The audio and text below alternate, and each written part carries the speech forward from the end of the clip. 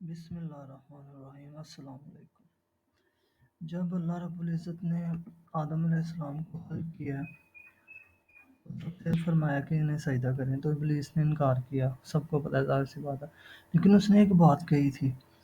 اس نے کہا تھا کہ میں اس کی اولاد کو ضرور گمراہ کروں گا۔ حالانکہ ابھی اولاد ہوئی نہیں، لیکن اس نے مہلت مانگی قیامت کے دن تک کی اور کہا کہ میں اس کی اولاد کو ضرور گمراہ کروں گا۔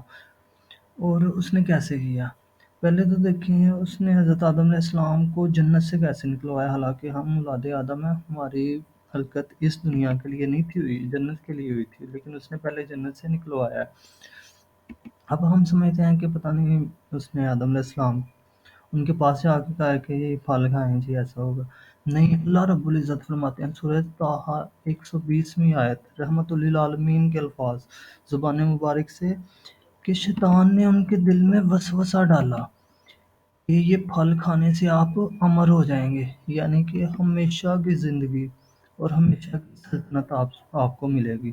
یہ وسوسہ اس نے ڈالا اور جنت سے نکلوا دیا۔ اب اللہ رب العزت سورۃ حامیم سجدہ کی 36ویں آیت ہے، اللہ رب العزت فرماتے ہیں کہ شیطانی وسوسے جب آپ کے دل میں پیدا ہوں تو ان سے اللہ کی پناہ مانگا کریں تاکہ اس کے شر سے بچ سکیں۔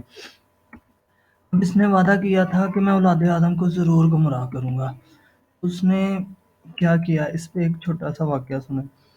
اللہ کے ایک نبی حضرت داؤد علیہ السلام، ان کو اللہ رب العزت نے آواز عطا کی تھی، تو وہ جب کلام الہی کی تلاوت کرتے تو کائنات کی ہر چیز ان کے ارد گرد اکٹھی ہو جاتی۔ حالانکہ پہاڑ ان کے لیے مسخر تھے، پرندے، سب کچھ کہ ان کے ساتھ تسبیح کیا کرتے تھے۔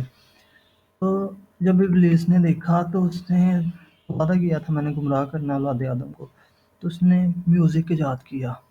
میوزک کا فادر ہے ابلیس، اس نے بانسری بنائی۔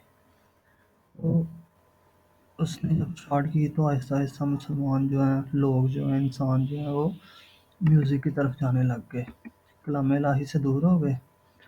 آج دور حاضر میں ہر بندہ، موسٹلی زیادہ تر ہم سب دیکھتے ہیں کہ ہم کہتے ہیں ہم بندے خدا کے ہیں، لیکن پیروی ابلیس کی کر رہے ہیں، وہی میوزک کی طرف چلے گئے ہیں سب، اور اللہ کے کلام سے دور ہو گئے ہیں۔